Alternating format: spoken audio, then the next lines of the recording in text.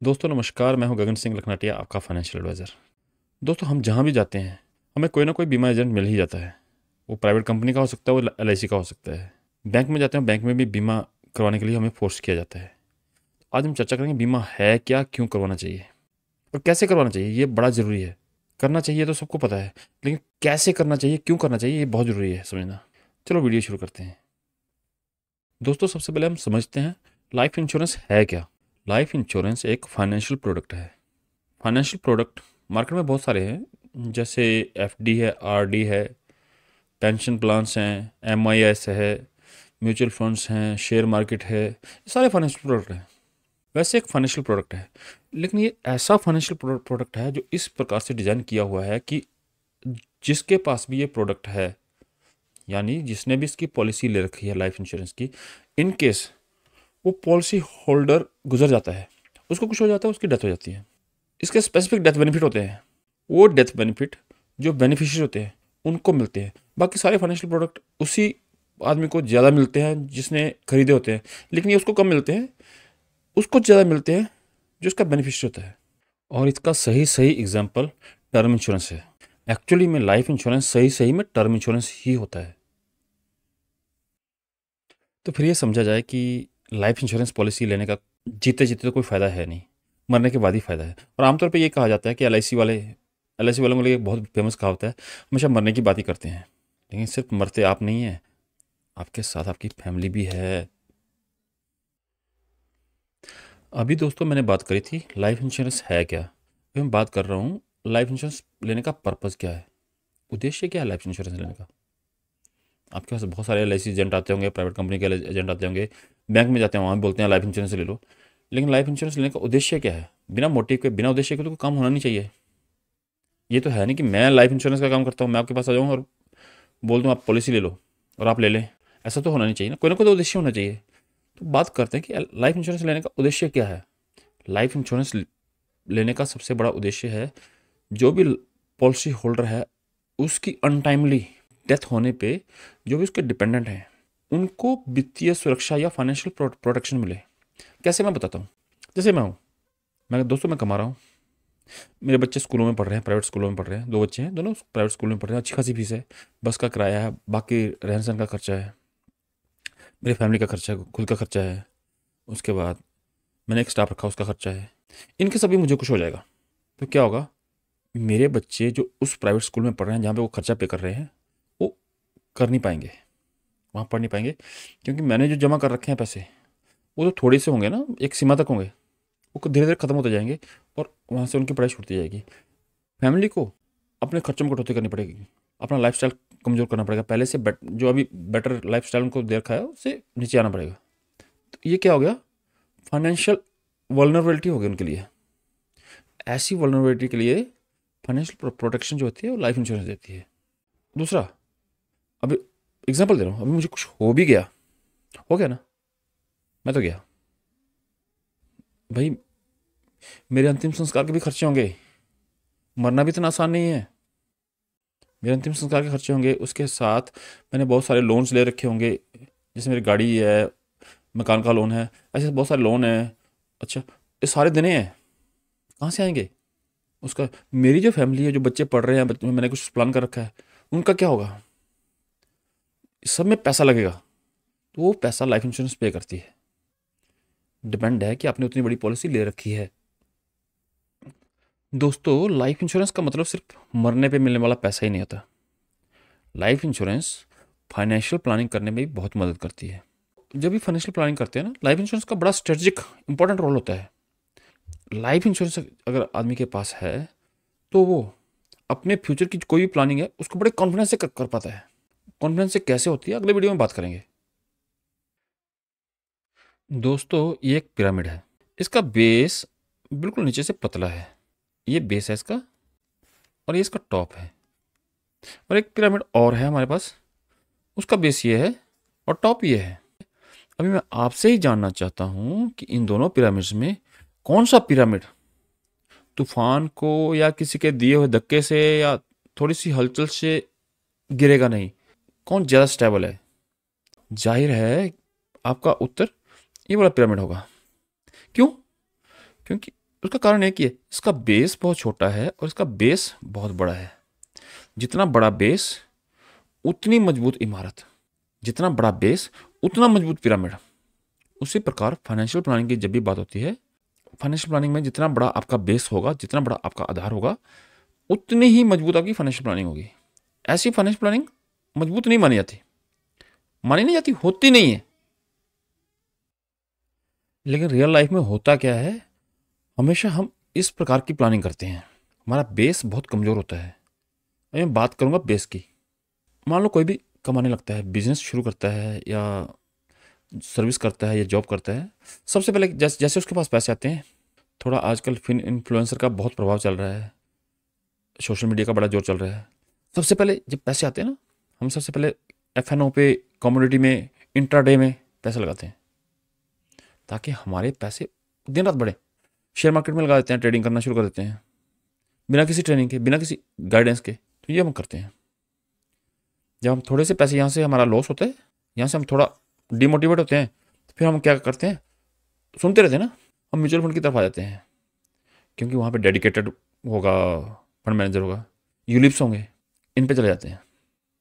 यहाँ पे रिस्क है, यहाँ पे थोड़ा कम रिस्क है, इसके बेटर थोड़ा सा कम रिस्क है, लेकिन रिटर्न हमें एक ही चीज़ दिखती है, रिटर्न। पैसा चाहे चले जाए। उसके बाद जब म्यूचुअल फंड में पैसा लगाते हैं, थोड़ा यूलिप में पैसा लगाते हैं, उसका हम सोचते हैं कि एफडी करा लेते हैं, थोड़ी एक आध आरडी भी करा लेते हैं, थोड़ा गोल्ड ले लेते हैं वाइफ के लिए, थोड़ी बहुत प्रॉपर्टी भी कर लेते हैं, यार थोड़ा बहुत पेंशन प्लान भी सोच लेते हैं, एनुटी भी ले लेते हैं, पैसे थोड़े इकट्ठे हुए हैं, एनुटी ले लेते हैं। ये हमारा तरीका है। सबसे पहले हम क्या करते हैं, आमतौर पर क्या करते हैं, ये करते हैं, उसके बाद हम ये करते हैं, उसके बाद हम ये करते हैं, उसके बाद 6 मंथ एक्सपेंसेस तो कोई करता नहीं है। कोरोना हुआ, मेरा एक फ्रेंड है भाई, बहुत अच्छी कंपनी में दिल्ली में जॉब करते हैं, हस्बैंड वाइफ दोनों, अच्छी सैलरी है दोनों की 6 अंकों में, उससे ज़्यादा।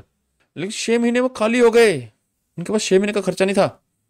क्योंकि जिनकी जितनी सैलरी आती थी उन्होंने म्यूचुअल फंड में पैसे लगाए थे, यूलिप में लगाए थे, शेयर मार्केट में लगाए थे, यहाँ से वहाँ से मार्केट डाउन हो गई, वहाँ से पैसे आने डाउन हो गए।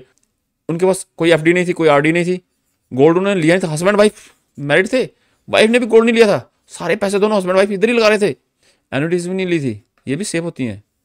इन्होंने ये कुछ नहीं किया था। लाइफ इंश्योरेंस को मैंने उनको एक बार समझाया था, लाइफ इंश्योरेंस के तो बिल्कुल गेंस्ट थे, मतलब मिलता क्या है, और सारा पैसा उन्होंने यहाँ पे पार कर दिया दोनों जगह।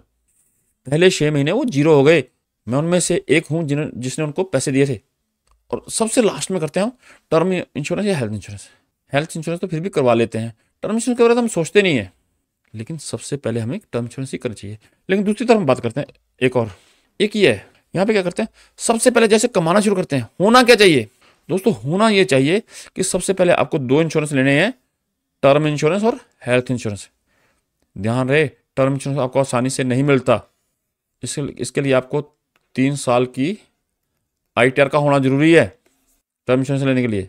लेकिन कम से कम हेल्थ इंश्योरेंस तो ले सकते हैं। यहाँ तो हम अपने बेस को मजबूत करें, लेकिन नहीं, हम पहले यहाँ जाएंगे, यहाँ पे पैसे आए सबसे पहले, शेयर मार्केट ट्रेडिंग, भाई मुझे रातों रात अमीर बनना है। अबे जो आपको गरीब करेगा ना, कम से कम उसको डिफाई करो। सबसे पहले घर की बाउंड्री वाल करो, घर तो बाद में खड़ा करो। जो आपने ज़मीन ली है उसको उस पर बाउंड्री वाल तो करो। और टर्म इंश्योरेंस और हेल्थ इंश्योरेंस जो है वो बाउंड्री वाल के समान है, आपका जो अननेसेसरी खर्चा है उसको रोकेंगे। उसके बाद आते हैं, सबसे पहले मैं समझाता हूँ, आपके पास हर हाल में 6 महीने का पैसा होना चाहिए। मान लो आप आज सर्विस करते हैं, जॉब करते हैं, बिजनेस करते हैं, आपका एक्सीडेंट होगा, आप बेड पे पड़ गए, क्या आपकी फैमिली, आप 1 महीना बेड पे रहे, 4 महीने कमा नहीं पाए, आपकी फैमिली का जो आज लाइफ स्टाइल बना हुआ है वो टूटना नहीं चाहिए। आप बीमार हो गए, एक्सीडेंट हो गया, हेल्थ इंश्योरेंस आपको मेडिकल खर्चे को बचा सकता है, लेकिन फैमिली के खर्चे तो चलते रहेंगे ना, वो कैसे चलेंगे। उसके लिए आपकी जेब में किसी भी हाल में आपका जो सेविंग अकाउंट है उसमें आपके 6 महीने के पैसे पड़े होने चाहिए। चाहे आप फैमिली में घर में कैश रख लो, कैश या सेविंग अकाउंट में पैसा, मैं कैश ही समझता हूँ, होना चाहिए हर हाल में। उसके बाद दूसरा काम, लाइफ इंश्योरेंस। यहाँ पे टर्म नहीं देखी जाती, क्योंकि टर्म इंश्योरेंस तो आपको आसानी से मिलेगा नहीं, उसके लिए आपको ITR चाहिए लास्ट 3 साल की। आजकल बड़ी चर्चा है, टर्म इंश्योरेंस ले लो जी। किसको किसको मिलती है टर्म इंश्योरेंस, पता तो होना चाहिए, वो कोई नहीं बताता किसको मिलेगी। लेकिन लाइफ इंश्योरेंस तो कोई भी ले सकता है। आपने मान लो 10 लाख की लाइफ इंश्योरेंस ले ली सिंपल, उसके साथ आपने 10 लाख का ही टर्म राइडर ले लिया, उसके साथ लाइफ इंश्योरेंस पॉलिसी के साथ टर्म राइडर मिलता है।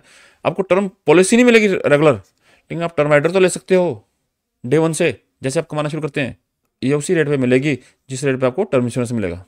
पीपीएफ जीपीएफ ये भी होना चाहिए, लेकिन सारा लॉन्ग टर्म इन्वेस्टमेंट है, इस पैसे को आसानी से आप निकाल नहीं पाते, एनपीएस आसानी से निकाल नहीं पाते। अगर शादी हो गई है, बेटी है, तो उसके लिए सुकन्या। दूसरे नंबर पे सबसे पहले आपको ये करना है, सबसे पहले आपको टर्म इंश्योरेंस और हेल्थ इंश्योरेंस लेना है, क्योंकि अगर आप आईटीआर नहीं भरते, आपको टर्म इंश्योरेंस नहीं मिलेगी, तो आप रेगुलर पॉलिसी लीजिए ना, लेकिन आपको लेना चाहिए, सबसे पहले करना चाहिए इंश्योरेंस, और उसमें टर्म इंश्योरेंस और हेल्थ इंश्योरेंस मस्ट है। उसके बाद आपके जेब में हर हाल में 6 महीने का पैसा खर्चा होना चाहिए।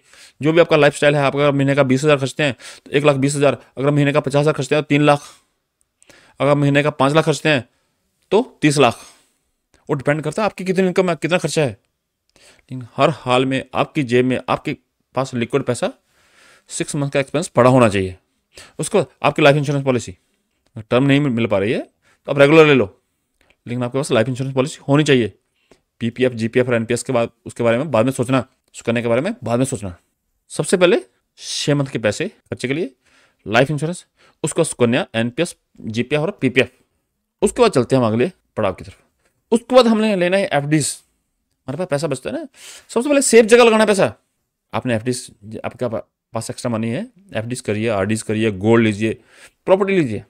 यहाँ पे नहीं प्रॉपर्टी लेनी है जब तक आपने बेस सिक्योर नहीं किया, यहाँ पे नहीं पहुंचेंगे। यहाँ पहुंचे आपने ये पहले कर दिया, ये ऊपर हो जाएगा, बिल्डिंग गिर जाएगी।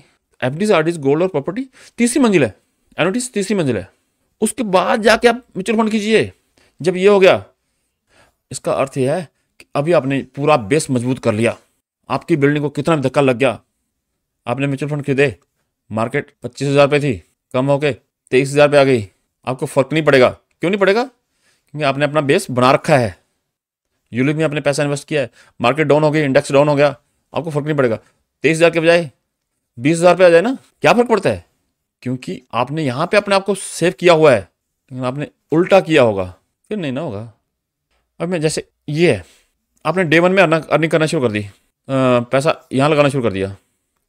मार्केट 25,000 पे थी एनएससी, ओके, डाउन हो गई, आज 23,000 पे है, मोटा मोटा राउंड फिगर पे 2,000 का लॉस हो गया। आपने जिस शेयर में लगाए थे पैसे 20% डाउन हो गया। अभी तो 10% की बात कर रहा हूँ यहाँ पे, मान लो वो 25% डाउन हो गया, भाई गए सारे पैसे, गई सारी कमाई खड्डे में। कैसे चलेगी फैमिली आगे? यहाँ से गया पूरा, आपके ये पूरी बिल्डिंग धड़ाम। लेकिन यहाँ पे क्या हुआ, यहाँ पे आपकी मार्केट डाउन हो गई ना, आप यहाँ पे हैं, टॉप है ना ये। अरे इसको धड़ाम होने से क्या फर्क पड़ता है, ये 4 मंजिलें तो आपकी बची हुई हैं। चलो ये भी गई, मान लेते हैं कि म्यूचुअल फंड का सारा पैसा जीरो हो गया, कम से कम 3 तो बची हैं। आपके पास आरडीज है, एफडीज है, गोल्ड है, प्रॉपर्टी, एनुटी है, एलआईसी है, 6 महीने का खर्चा है, सुकन्या है, एनपीएस है, जीपीएफ पीपीएफ है, अपने इंश्योरेंस ले रखा है, टर्म इंश्योरेंस ले रखा है, हेल्थ इंश्योरेंस ले रखा है। तो आप कभी भी फाइनेंशियली टूटेंगे नहीं, गिरेंगे नहीं, आपकी फाइनेंशियल ग्रोथ जो है स्टेबल रहेगी। मैं किसी भी फाइनेंशियल प्रोडक्ट को बुरा नहीं बोल रहा हूँ, लेकिन कौन कब लेना चाहिए ये बहुत ज़्यादा इंपॉर्टेंट है, ये समझना बहुत ज़्यादा इंपॉर्टेंट है। मेरा काम आपको बताना है, समझाना है, करना नहीं करना चॉइस आपकी है, पैसा आपका है, इन्वेस्ट आपको करना है। क्योंकि मैं एक सर्टिफाइड फाइनेंशियल एडवाइजर हूँ, मेरा काम है समझना। किसी को भी फाइनेंशियल प्लानिंग करानी हो मुझे आप फ़ोन कर सकते हैं 9530570636 पर। किसी को एलआईसी लेनी है, म्यूचुअल फंड लेने हैं, या कोई और सलाह लेनी है, मैं आपकी सेवा के लिए हाजिर हूँ। आपने वीडियो अंत तक देखा, आपका बहुत बहुत धन्यवाद।